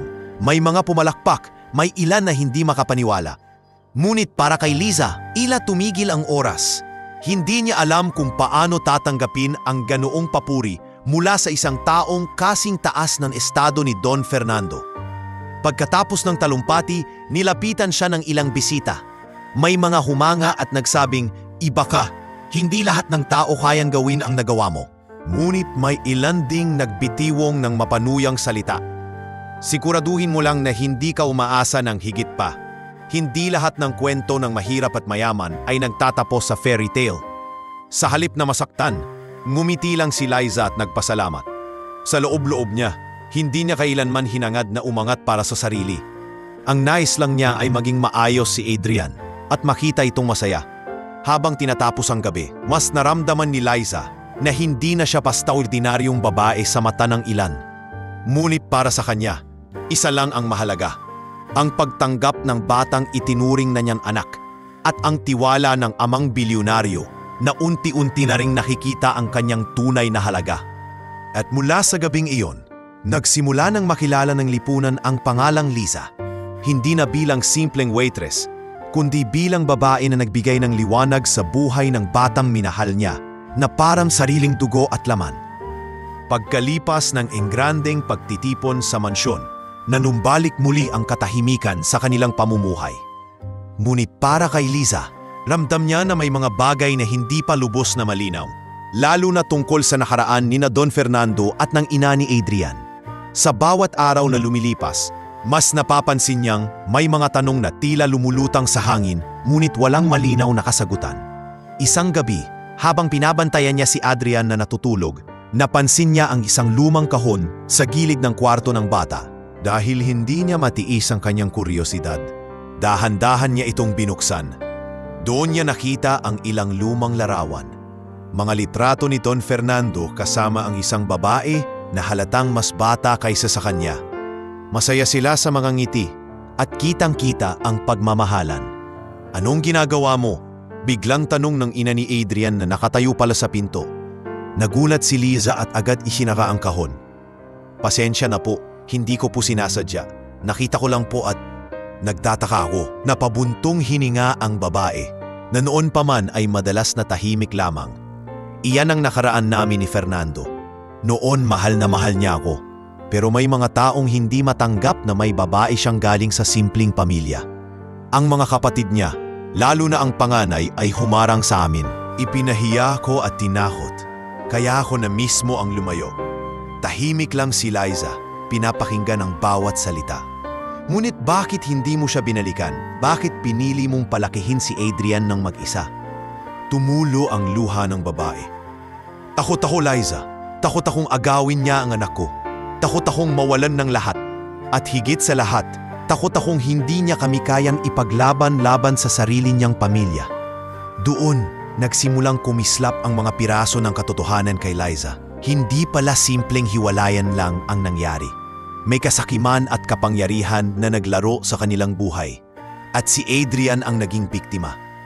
Kinabukasan, habang nag-aalmusan sila, nagpasya si Liza na itanong kay Don Fernando, "Sir, pwede ko po ba kayong tanungin? Totoo po ba na ang dahilan ng pagkawala ng pamilya ninyo ay dahil sa mga kamag-anak ninyo?" Napatingin si Don Fernando sa kanya, tila nagulat sa biglaang tanong. Ngunit hindi niya naitago ang bigat sa kanyang muka. "Oo, Liza. Ang kapatid kong si Armando ang pinakakontra sa lahat ng naging desisyon ko noon. Ayaw niyang makasal ako sa ina ni Adrian dahil hindi daw siya bagay sa ating pamilya. Sa bawat hakbang, sinabotahin niya ang relasyon namin hanggang sa tuluyan na silang mawala sa akin. Humigpit ang kamao ni Don Fernando at halaang may galit pa ring nananatili. At ngayon, naririnig kong sinusubukan niyang agawin ang karapatan ko kay Adrian. Hindi dahil sa pagmamahal niya sa bata, kundi dahil sa mana. Para kay Armando, lahat ay negosyo." Hindi makapagsalita si Liza. Ang bigat ng responsibilidad na nakapatong sa kanilang sitwasyon ay higit pa sa inaasahan niya. Hindi lang pala ito tungkol sa kaligtasan at kalusugan ni Adrian. May mas malalim na labanan na naghihintay. Isang laban na tungkol sa ayamanan, kapangyarihan at pamilya. Habang lumilipas ang mga araw, nagsimula ring mapansin ni Liza ang mga kahina-hinalang bagay. Isang gabi, nakakita siya ng anino sa labas ng mansyon. Akala niya'y ordinaryong gwardya lang, ngunit napansin niyang may nagmamasid sa kanila mula sa malayo. "Ramon," wika niya sa isa sa mga tauhan, "may napansin ka bang kakaibang tao sa paligid?" Nag-aatubili si Ramon bago sumagot, "Miss Liza, totoo pong may mga taong nagmamanman. Hindi kami sigurado kung sino, pero malakas ang hinala naming may kinalaman ang kapatid ng amo." Ang naramdaman ni Liza ang kaba. "Ibig sabihin, pati buhay ni Adrian nanganganib?" "Posible," sagot ni Ramon. "Kaya doblehin ninyo ang pagbabantay sa kanya." Kinagabihan, Habang mahigpit na hawak ni Adrian ang kamay ni Liza bago matulog, bumuling ang bata. Ate, bakit parang palaging may mga taong nakatingin sa atin? May masama ba silang balak? Napapikit si Liza, pinipigilan ang luha. Huwag kang mag-alala anak. Habang nandito ako, walang makakapanakit sa iyo. Ngunit sa puso niya, ramdam niya ang bigat ng panganib. Hindi lang basta intriga ng mga kasamahan o pagungutya ng lipunan ang haharapin niya. Ngayon, malinaw na. May mga taong handang gawin ang lahat para agawin si Adrian. Hindi dahil sa pagmamahal, kundi dahil sa kasakiman. At sa kanyang puso, nagpanata si Liza. Kahit anong mangyari, ipagtatanggol ko ang batang ito. Hindi siya dapat maging biktima ng kasakiman ng kahit sino, kahit pa ng sariling pamilya ng kanyang ama. Sa mga sumunod na araw, naging mas mapagbantay siya. Hindi lang bilang alaga, kundi bilang bantay, tagapagtanggol at halos ina.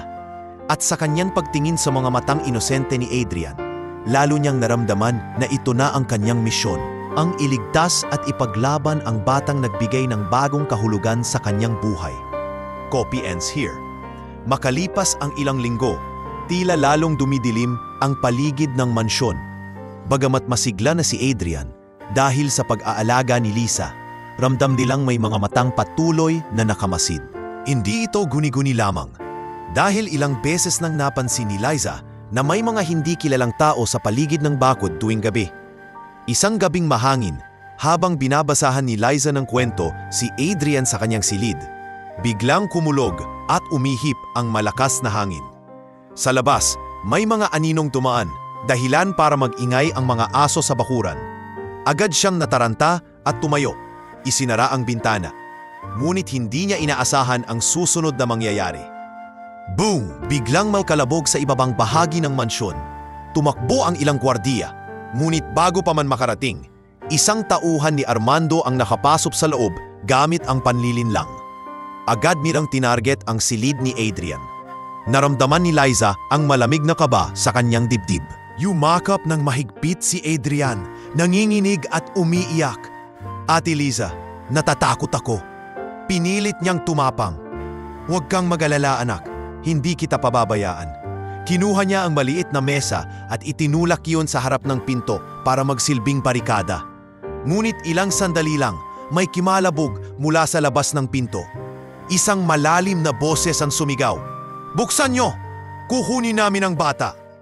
Halos mabingi si Liza sa takot, ngunit hindi siya umatras. Umawak siya ng matibay na kahoy na nakasandal sa gilid ng aparador. Isang bagay na maaari niyang gamitin kung sakaling mapasok sila. Sa kanyang isip, wala siyang ibang naiisip kundi protektahan si Adrian. Hindi niyo siya makukuha. Matapang niyang sigaw, bagamat nanginginig ang kanyang boses. Maya-maya, narinig nila ang putok ng baril sa labas. Tumakbo ang mga gwardiya at nagkaroon ng kaguluhan. Mabilis na kumilos si Ramon. Isa sa mga tauhang matapat ay Don Fernando. Pinuntahan niya si Liza at si Adrian. Miss Liza, kailangan nating ilabas ang bata. Dito sila papasok. Agad nilang tinakbo ang likod na daan patungo sa basement na may lihim na lagusan palabas ng mansyon. Habang nagmamadali, mahigpit ang yakap ni Liza kay Adrian. Ramdam niya ang maliliit na kamay ng bata na kumakapit sa kanyang braso. Sa gitna ng lahat ng kaguluhan, nakasalubong nila ang isa sa mga tauhan ni Armando. Sa isang iglap, tumayo si Liza sa harap ng bata, handang isakripisyo ang sarili. Walang lalapit sa kanya. Mariin niyang sigaw, sabay hawak sa kahoy na dala. Nagulat ang lalaki sa tapang ng babae. Ngunit bago pa siya makagalaw, dumating si Ramon at tinutukan ito ng baril. Umalis ka kung ayaw mong tapusin ko ang buhay mo ngayon. Tumakbo sila palabas hanggang sa makarating sa isang ligtas na bahagi ng bakuran. Doon, agad silang sinundo ng mga karagdagang gwardya at dinala sa kotse. Ang bata, bagamat takot na takot, ay nakahinga ng maluwag nang makitang ligtas sila ni Liza. Nang makarating si Don Fernando, galit na galit ang kanyang mukha. Sino ang may kagagawa nito? Sigaw niya sa mga gwardya. Sir, sagot ni Ramon, kumpirmado naming mga tauhan ni Armando ang nagtangkang dukutin si Adrian. Halos pumutok ang ugat sa leeg ni Don Fernando sa galit. Wala nang awa ang kapatid kong iyon. Pati ang sariling pamangkin gagamitin para lang maagaw ang kayamanan. Tahimik lang si Liza, ngunit nanginginig pa rin. Niyakap siya ni Adrian ng mahigpit. Ate Liza, salamat. Kung wala ka, baka kinuha na nila ako. Napaluha si Liza at hinaplos ang ulo ng bata. Hindi kita hahayaang mawala, anak. Kahit ano pa ang mangyari. Lumapit si Don Fernando at tinitigan si Liza ng may matinding respeto. Liza, hindi ko alam kung paano ako magpapasalamat. Inilagay mo sa panganib ang sarili mo para sa anak ko. Hindi ko akalaing may ganoong tapang ang isang tao para sa hindi niya kaano-ano. Tumango si Liza, bahagyang nangingiti. Sir, hindi ko na siya itinuturing na ibang tao. Si Adrian ay parang anak ko na rin. At gagawin ko ang lahat para protektahan siya.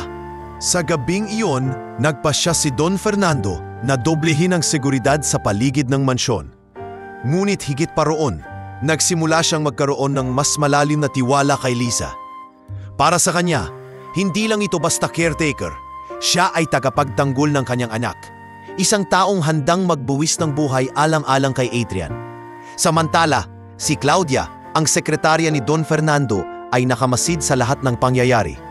Hindi niya maiwasang makaramdam ng selos at galit. Paano nagagawa ng isang waitress na makuha ang tiwala at respeto ng lahat? Bulong niya sa sarili. Sa kanyang mga mata, si Liza ay nagiging hadlang at hindi siya papayag na mawala ang kanyang impluensya sa bilyonaryo. Ngunit para kay Liza, wala siyang pakialam sa mga bulong o plano ng iba. Ang mahalaga, ligtas si Adrian at buo ang kanyang panata na hindi niya ito iiwan, anuman ang maging kapalit. Sa gitna ng dilim ng gabing iyon, habang mahigpit na nakahawak sa kamay ng bata, isang bagay ang naging malinaw kay Liza. Handa siyang harapin ang lahat ng panganib sapagkat natagpuan na niya ang kanyang tunay na misyon sa buhay. Copy ends here. Kinabukasan matapos ang madugong pagtatangkang pagdukot, hindi pa rin kumalma ang paligid ng mansyon. Habang pinapatakag ni Don Fernando ang seguridad, nagsimula namang kumalat ang mga bulong-bulungan sa lipunan at sa mga taong malapit sa pamilya. Ang balitang may tangkang pagdukot kay Adrian ay umabot sa mga pahayagan at social circles at sa halip na puro simpatiya ang natanggap ng pamilya, may mga hindi kanais-nais na akusasyon na lumutang. Isang hapon, habang abala si Liza sa pag-aalaga kay Adrian sa hardin, dumating si Claudia, ang matagal ng sekretarya ni Don Fernando. Bit-bit nito ang isang diaryo at may nakakalokong ngiti. Liza, nakita mo na ba ito? Sabay abot ng pahayagan. Nakabold sa headline, Waitress. Ginagamit ang bata ng bilyonyaryo para sa pansariling ambisyon. Nanlaki ang mga mata ni Liza at agad niyang binasa ang artikulo. Nakasaad doon na isang ordinaryong babae ang naging dahilan kung bakit nalagay sa panganib ang bata. Na para bang siya mismo ang may kasalanan kung bakit may mga taong gustong agawin si Adrian. May mga mapanirang salita pa na nagsasabing malapit siya kay Don Fernando, hindi dahil sa malasakit, kundi dahil sa ambisyon. Nanginginig ang kamay ni Liza habang binabasa ang bawat linya. Hindi totoo ito. Wala akong ginawang mali. Mumisi si Claudia, halatang masaya sa sitwasyon. Alam mo, Liza, mahirap makipagsabayan sa mundong ito. Kapag wala kang pinagmulan at bigla kang umangat, maraming hindi makakaanggap. At baka nga totoo rin, baka ginagamit mo lang si Adrian. Napaluha si Liza, ngunit hindi siya sumagot. Imbes, niyakap niya ng mahigpit si Adrian na nagtataka kung bakit malungkot ang kanyang ate. Huwag mo silang pakinggan, ate, bulong ng bata. Alam ko kung sino ka, hindi mo ako ginagamit. Kinagabihan habang nakaupo sila sa hapagkainan, nag-usap sina Don Fernando at Liza. Kita sa mukha ni Liza ang bigat ng loob. Sir, lumalabas po sa mga pahayagan na ako ang sinisisi. Para bang ako pa ang dahilan ng lahat. Mahigpit ang tinig ni Don Fernando. Huwag mong intindihin ang mga iyon. Kilala kita, Liza. At mas kilala ka ng anak ko kaysa kanino paman. Hindi matitinag ang tiwala ko dahil lang sa mga intriga. Ngunit hindi ganoon kadali. Kinabukasan, dumating ang ilang social worker na pinadala ng korte upang magsiyasat sa kalagayan ni Adrian. Isa sa mga ito ay diretsahang nagtanong kay Liza. Miss, ano ba talaga ang intensyon mo sa batang ito? Bakit ikaw ang mas malapit sa kanya kesa sa sariling ama? Natigilan si Liza, ngunit bago pa man siya makapagsalita, sumabat si Adrian, malakas at puno ng tapang. Kasi siya ang laging nandyan para sa akin. Si Papa, mahal ko siya, pero busy siya palagi. Si Ate Liza lang ang nag-aalaga sa akin kapag nagkakasakit ako, kapag umiiyak ako sa gabi, kapag natatakot ako. Siya lang, tahimik ang lahat sa loob ng silid. Ang mga social worker ay nagkatinginan, halatang nagulat sa lakas ng tinig ni Adrian. Pag-alis ng mga ito, agad na lumapit si Don Fernando kay Liza. Walang makakabura ng katotohanan, Liza. Hindi mo kailangang patunayan ang sarili mo sa mga hindi nakakakilala sa iyo. Ang importante, malinaw sa anak ko at sa akin kung sino ka. Ngunit sa kabila ng mga salitang iyon, alam ni Liza na hindi pa natatapos ang laban. Ang mga akusasyong ipinupukol sa kanya ay bahagi lamang ng mas malalim na laro ng kapangyarihan. Isang larong alam niyang si Armando ang may pakana. At sa kabila ng lahat, kailangan niyang manatiling matatag, hindi lamang para sa kanyang sarili, kundi para kay Adrian. Sa mga oras na iyon, pinangako ni Liza sa kanyang puso. Kahit ilang akusasyon pa ang ibato sa akin, hindi ako tatalikod. Ipaglalaban ko ang katotohanan at ang batang ito, kahit buhay ko pa ang kapalit. At sa kanyang panata, mas lalo pang lumalim ang ugnayan nilang tatlo. Si Liza, si Adrian at si Don Fernando. Isang samahan na unti-unting sinusubok ng lipunan, ngunit hindi basta-basta masisira ng sinuman. Copy ends here. Matapos ang serye ng mga intriga at mapanirang balita, hindi na nakatiis si Don Fernando. Alam niyang hindi sapat ang manahimik na lamang. Isang umaga, ipinaawag niya ang kanyang abogado upang magsampa ng kaso laban sa mga taong nagpakalat ng maling balita laban kay Liza. Hindi na ako papayag na siraan ang taong nagligtas at nag-alaga sa anak ko. Mariin niyang sabi sa kanyang opisina. Nakaupo si Liza sa kabilang upuan, tahimik at nahihiya habang pinipigilan ang mga luhang gustong pumatak. Sir, baka po lalo lang lumaki ang gulo, wika niya, halos pabulong. Numiti si Don Fernando, ngunit matatag. Liza, minsan hindi natin maiiwasan ang gulo. Pero kung ang katotohanan ang pinag-uusapan, dapat itong ipaglaban. Hindi para sa akin, kundi para sa iyo at sa anak ko. Sa mga sumunod na linggo, nagsimula ang mas masalimuot na laban sa korte. Dumalo si Liza sa mga pagdinig kung saan paulit-ulit siyang kinukwestiyon. Ano ba talaga ang motibo mo sa paglapit sa bata? Tanong ng abogado ni Armando, malamig ang tono. Wala akong ibang motibo kundi mahalin at alagaan si Adrian. Sagot ni Liza, nanginginig ang tinig ngunit puno ng katapatan. Kung pera lang ang habol ko, hindi ko sana piniling manatili dito kahit noong pinapahirapan ako ng mga kasamahan sa mansyon. Kung ambisyon lang ang dahilan ko, hindi ko sana ipinasubo ang sarili ko sa panganib noong gabi ng pag-atake. Tahimik ang buong korte. Ngunit halata ang smirk ni Armando na nakaupo sa dulo. Tila walang pakialam sa mga luhang pumapatak sa pismi ni Liza. Makalipas ang ilang sandali, tinawag ng hukom ang batang si Adrian upang magbigay ng pahayag. Kinabahan si Liza at muntik nang hindi pumayag, ngunit mismong si Don Fernando ang nagbigay ng kumpiyansa. Umasok si Adrian sa witness stand. Maliit pa, ngunit matapang ang tindig. Si Ate Liza ang nagligtas sa akin. Siya ang kasama ko noong nagkasakit ako. Siya ang humawak sa kamay ko noong gusto akong kunin ng masasamang tao. Hindi siya masama. Siya ang nag-iisang taong hindi ako iniwan. Naiyak si Liza at hindi niya napigilang umiyak ng malakas sa gitna ng korte. Kahit ang hukom ay napailing at tila nagulat sa katapatan ng bata. Ang kanyang tinig, bagamat inosente, ay naging pinakamalakas na sandata laban sa kasinungalingan. Habang patuloy ang mga pagdinig, dumami rin ang mga taong kumampi kay Liza. Maging ang ilan sa mga tauhan ng mansyon na dati nagdududa sa kanya ay unti-unting nagpatotoo. Oo, nakita namin kung paano siya nag-alaga. Wala siyang hinihinging kapalit. Kung hindi dahil sa kanya, baka wala na si Adrian ngayon. Ang lahat ng ito ay nagpatibay sa paninindigan ni Don Fernando. Hindi kita pababayaan, Liza. bulong niya habang inaakay siya palabas ng korte. Hindi ko hahayaan na talunin tayo ng kasinumalingan ng kapatid ko. Ngunit hindi ganoon kadali ang lahat.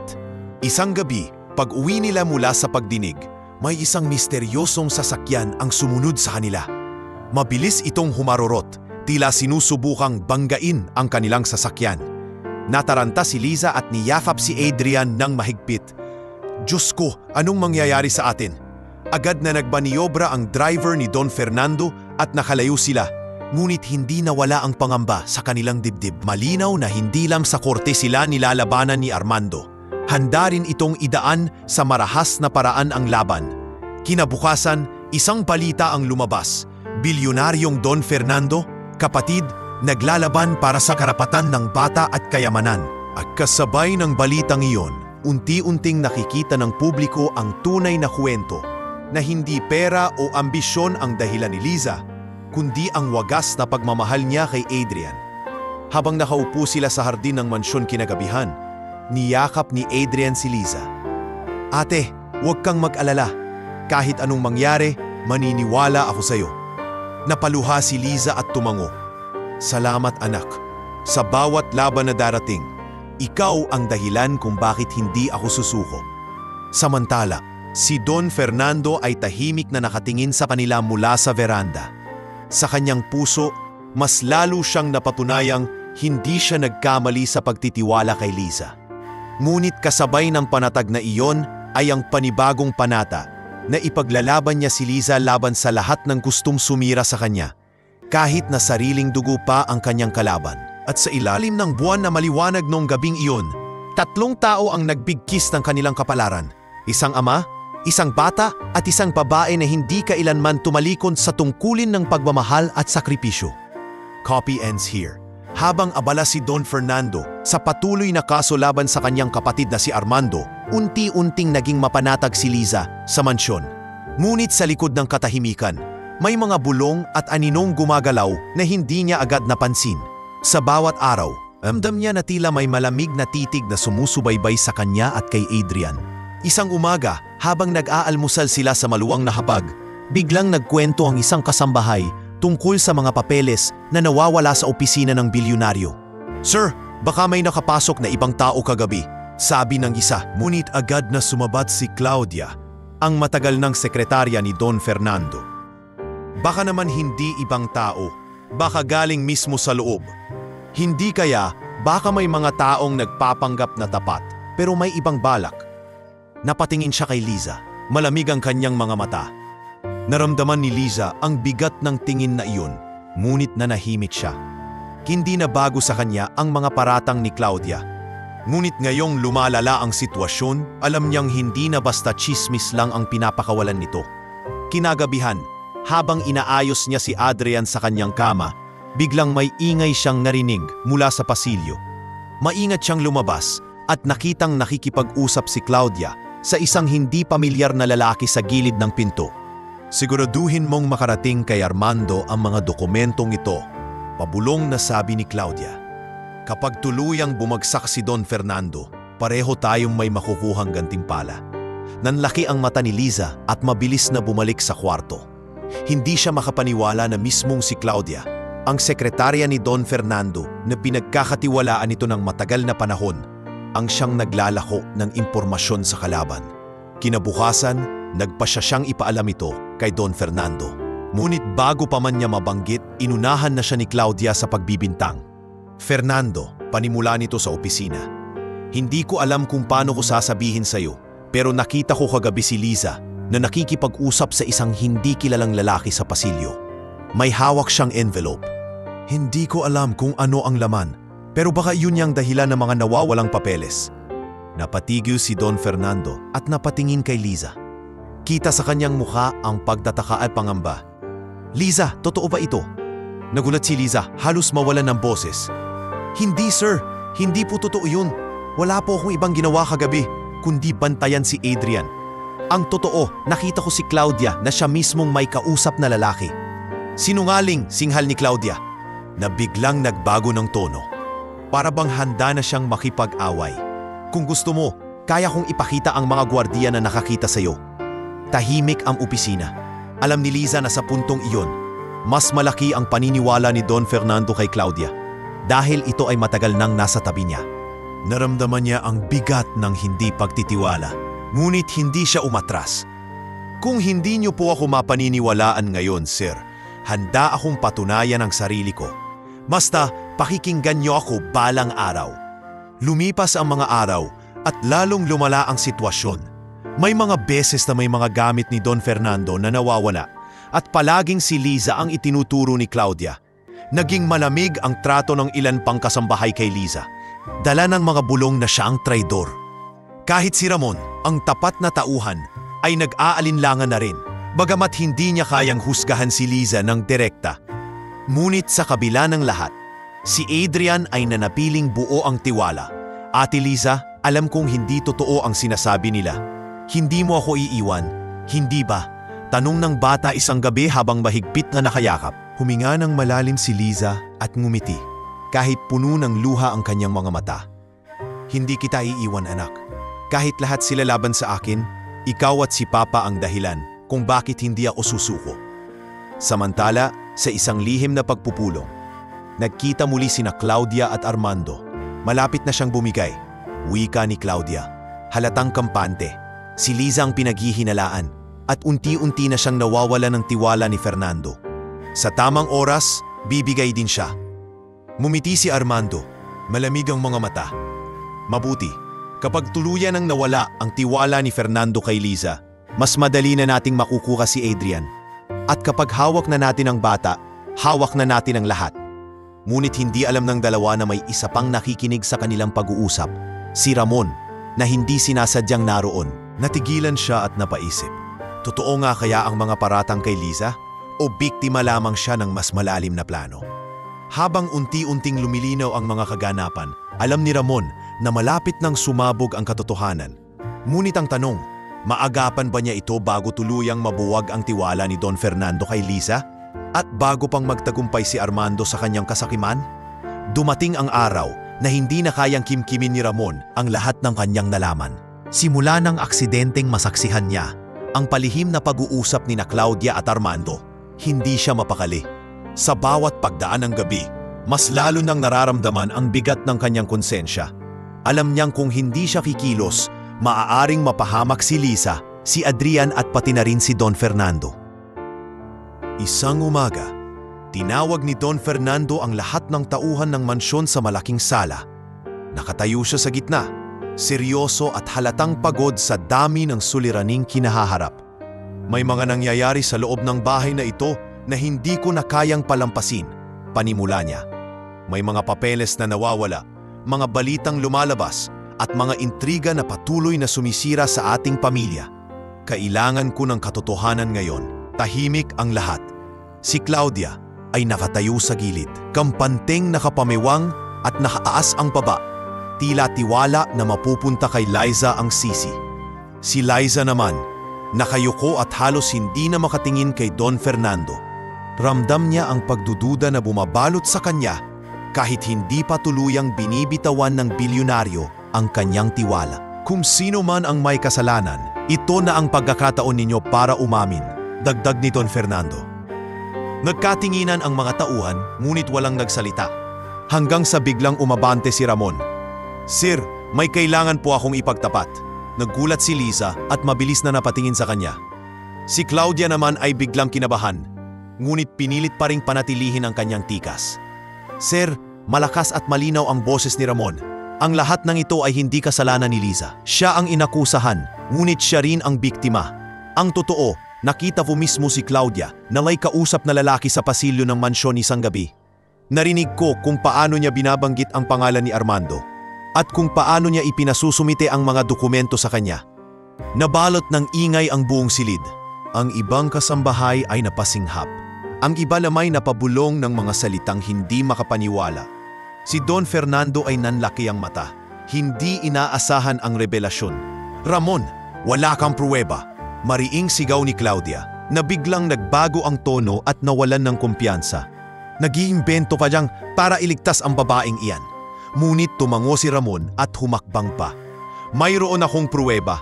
na itago ko ang kopya ng video mula sa security camera sa pasilyo. Naroon ang eksaktong sandali na ipinasa ni Claudia ang mga dokumento sa isang lalaking hindi natin kilala. Agad niyang inilabas ang isang maliit na flash drive mula sa kanyang bulsa at iniabot kay Don Fernando. Tahimik ang lahat habang ipinapatugtog ang video sa malaking screen ng sala. At doon, nakita nila si Claudia nakikipagtagpo sa isang lalaki. May hawak na enbelepo at malinaw ang kanyang boses habang binabanggit ang pangalan ni Armando. Hindi makapagsalita si Claudia.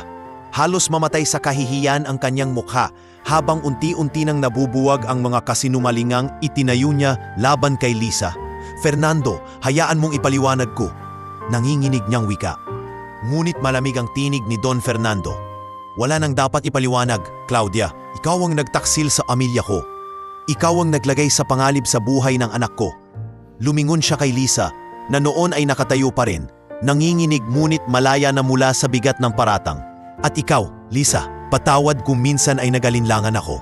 Ngayon malinaw na sa akin, hindi kailanmang nagkamali ang anak ko sa pagpili sa iyo bilang sandigan niya." Napaiyak si Liza at napahawak sa kanyang dibdib. Hindi niya alam kung paano tatanggapin ang bigat ng katotohanang iyon. Ngunit ramdam niya ang ginhawa. Sa wakas natapos din ang mga paratang at lumabas ang katotohanan. Lumapit si Adrian, tuwang-tuwa at niyakap si Liza ng mahigpit. "Sabi ko na sa iyo, ate, hindi ako nagkamali. Alam kong totoo ka."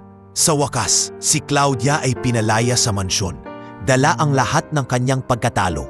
Habang paalis, ibinulong niya ang huling salita. "Hindi pa tapos ito. Magbabalik si Armando at hindi kayo titigilan." Ngunit hindi na iyon nagbigay ng takot kay Liza. Sapagkat sa oras na iyon, malinaw na hindi na siya nag-iisa. Naroon si Don Fernando. Naroon si Adrian. At kahit buong lipunan pa ang humusga, merong dalawang pusong naniniwala sa kanyang kabutihan. At sa pag-alis ni Claudia, nagsimula ang isang bagong kabanata. Mas matatag, mas buo, at mas handa para sa mga darating pang laban na tiyak na mag-uugat sa mas malalim na kasakiman ni Armando.